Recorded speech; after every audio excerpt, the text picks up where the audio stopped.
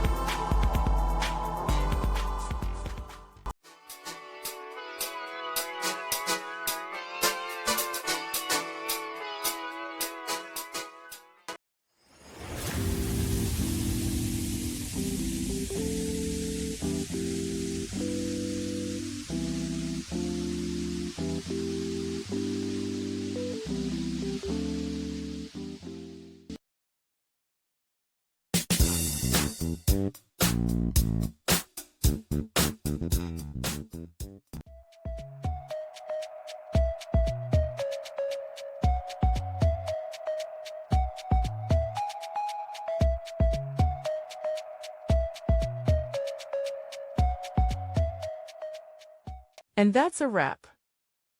I hope you found the answer you were looking for.